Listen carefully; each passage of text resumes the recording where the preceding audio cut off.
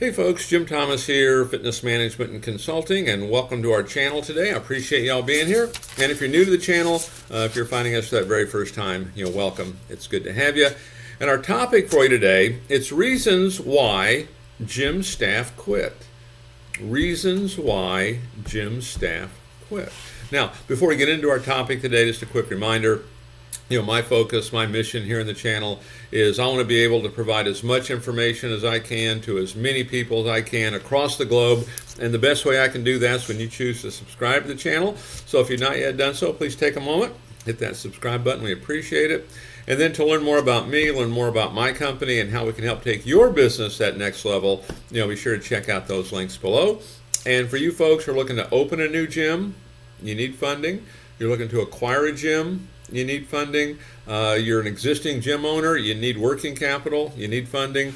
We can help provide funding up from $50,000 up to $400,000 that is unsecured. There's no restrictions on use.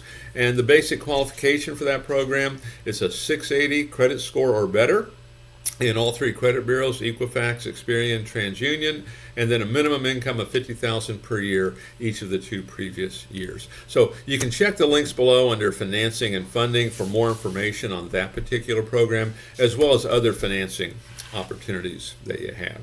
And so with that said, let's jump into our topic here today. It's reasons why your gym staff quits. The reasons why your gym staff quits. Now, one of the things, just to kind of lead off with this, our job, okay, if you're an owner, a manager, a director, you're a leader at some level, the way I define this, our job is we want to create an atmosphere that allows a motivated person to act. Okay, I happen to think most people are motivated. I think if you put good people into bad systems, you get bad results. So, we take this accountability, okay, here. And the other thing I would comment on as we go through this, so you can be thinking about, is it's much in the same way we would train maybe membership sales, okay? We know pretty much what folks are going to say. They're going to say, well, hey, I'd like to think about it, okay? So maybe I can ask them on the tour, how long have you been thinking about it? Okay, makes sense, right? We know that's what they're going to want to do. Let's find out what they've been doing. Okay, same thing here. Some of these reasons that people quit, we kind of know what they're going to be. What can we do in advance to prevent some of it? Okay, because when you find good people, let's hang on to them. And sometimes they're not good immediately. I know it took me a little bit to figure it out. Sometimes it takes a while. It can be well worth it for you. So I want to give you some things to think about. This is feedback that I get from folks, and so let's see how it sounds to you. And so number one, the work arrangement isn't flexible. The work arrangement, it's not flexible. And so, flex hours, okay, remote working, are some of the more popular things. But we want to make sure we're satisfying the needs of the person, right? Because your people, this is your most valuable asset. And if you got someone who's good, I'd try to figure it out. But, work arrangements are not flexible. Could be a single parent, maybe there's kids, whatever it might be, they need flexibility. And sometimes you might need flexibility too, with some of these folks to get what you need because you want the best people that you can find. Okay, and so think about it. How can you offer a more flexible environment? Okay, number two, this is one you hear frequently. This is maybe the number one reason. The boss lacks empathy. The boss lacks empathy. It happens. Put yourself in their shoes. That person is struggling. Okay.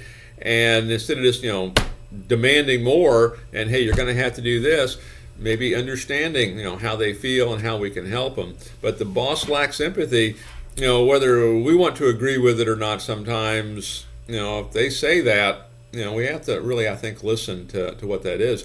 And I can tell you when I first started, and I struggled. I know a lot of you know that story. I struggled at this. And I remember the manager, he'd walk me out and he'd say things like, Jim, you can still be a nice guy and have success in sales. Never even thought of that, okay? Or he'd say, Jim, look around. Look at everything in the room. Look at everything in the club. Every bit of it was sold. I thought, you're right, okay? And he was trying to help me kind of work my way through this, but instead of, pounding his fist and demanding more, he was more understanding, okay? Because what you're trying to do, I think, is you want to pull people as opposed to pushing them. So, boss lacks empathy, number 2 on my list. Number 3, they feel undervalued. They feel undervalued, okay? I mean, when's the last time we asked someone's opinion and then went along with it, okay? Now, I'll share this with you, something that I do currently, okay, as someone who does turnarounds in gyms, is when I get involved in a gym that's a turnaround, a significant turnaround, one of the things that I do, because I need to win people over, just me saying, hey, we're going to do this, it's not really good enough, okay? People have to believe in you. They have to kind of want to go to battle for you, and they have to feel like they're part of it, okay?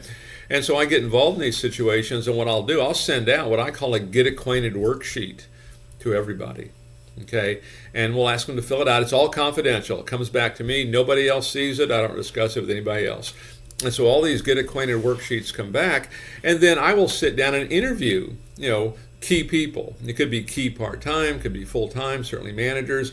I want to talk to them about what's working, what's not working, strengths, weaknesses, opportunities, what are the threats, what would they do if they were the owner? I want to hear what they have to say, okay? Because usually in a turnaround, that's one of the problems.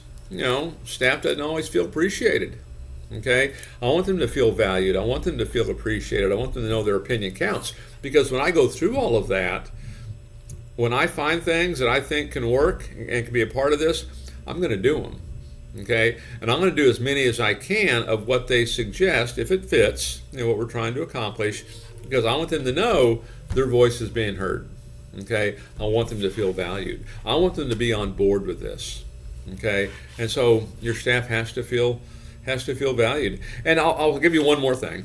This is something I did. It as a manager, did it as an owner. I'll still do it when I get the chance, is whenever someone makes a sale, I shake their hand and I say thank you. Too often we have a tendency, going back to, kind of the boss lacks empathy maybe, too often we'll kind of criticize not getting the sale. We'll question, hey, what did we say? What did we do? But when they make it, there's not enough celebration. I'm going to celebrate the successes. When they make that sale, we could be having the worst day ever. Thank you for that sale. I appreciate it. And that's it. Okay, there's no but. Okay, so I'm going to say thanks. Okay, I want them to feel valued. I want to catch people doing something right. Okay. Next on my list, number 4 on my list, overstressed and overworked. They're just overstressed. Particularly if they're in sales and they're trying to produce, and where do I find people, and no one's coming in and the phone's not ringing, I don't have any appointments, and the boss is on me to make more sales. Okay, they're overstressed. Maybe they're putting in more time and becoming less productive. And part of this, those are real things, okay? And it's our job to help them, feel confident about this, have a high level of self-esteem, and stay focused on this. But part of this is in the training, training folks how to create a plan of action, training them, what is the process to do this. A lot of folks that I run into that are overstressed and overworked, they have good intentions. They're trying everything they know. It's too much trial and error, okay? And we need to bring to the table, hey, here's historically what's going to work. Let's go this direction. And I tell you what, as long as you have a good attitude, and as long as you're following the process, I'll take responsibility for everything else. I want to remove that stress. I don't want them to feel that, because when they feel that, they're not going to be delivering to the customer what I need. I want enthusiasm, I want confidence, I want all these great things that's going to bring that customer up to our level. I don't want to bring them to our stressed out level. And because sometimes we can just worry business right out the door if we're not careful. And then last on my list, number 5 on my list on reasons that gym staff quit, no advancement opportunities. No advancement opportunities. If you've got a young manager, young people running it, it can, be a roadblock sometimes. So here's the first thing. Make sure we're doing regular training. Make sure we're training people how to do their job. Okay, because really, if someone's really good in sales, they can be great at that, and they can make a pretty nice income. Or maybe personal training. We teach them how to market and how to sell. They can make a pretty nice income at that. Okay, but also have management training. Train people how to manage. Train people how to lead. Because one of the things I can promise you, I see this over and over. You find really good people, you'll find a spot for them. Because there's all kinds of opportunities. Most clubs are really not taking advantage of their website as a revenue generator, as a lead generator, as a sales generator. It's more of an afterthought. It's, oh, by the way, you might have somebody in the gym that really steps up and they could oversee that. They might really step up, and heck, that might be the person that buys your place. They might really step up and you might decide to do another one. Or maybe your person decides to move and now they can step into a role here. So we want these people to stay around. We have to sell the idea of opportunity and what's here. And, maybe we have to be creative, but I can share this. I know in most clubs I talk to, the website does not get utilized enough. The website, that's a storefront, just like your actual gym's a storefront. So you got 2 storefronts where folks are going in. You could literally have 2 managers if you chose to, and if you had it set up right. And we've got clients that have done a marvelous job at really taking their websites and turning those into legitimate lead generators, sales tools, and producing a significant amount of income. So there are opportunities, but we make sure we're training for it and teaching folks how to do it. So these are some of the reasons that we hear. Okay, the reasons that people are quitting. Take a look at them. If you're having that as an issue, what can we do to help prevent that, to help your club continue to grow? So folks, again, my name is Jim Thomas. My company is Fitness Management and Consulting, and I appreciate you being here at the channel today. If you've not yet done so, please take a moment, hit that subscribe button. We appreciate it. And then to learn more about me, learn more about my company, and how we can help take your business that next level, be sure to check out those links below. And then again, for you folks who are looking to open a new gym and you need funding, you're looking to acquire a gym, you need funding, you own an existing operation, you need funding, we can help with funding anywhere from $50,000 up to $400,000.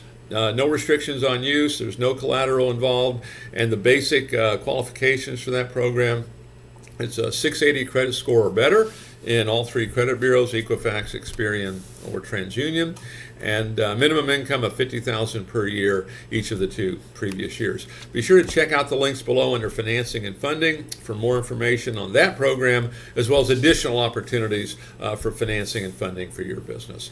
So folks, again, my name is Jim Thomas. Appreciate you being here today, and we look forward to seeing you all in that next video.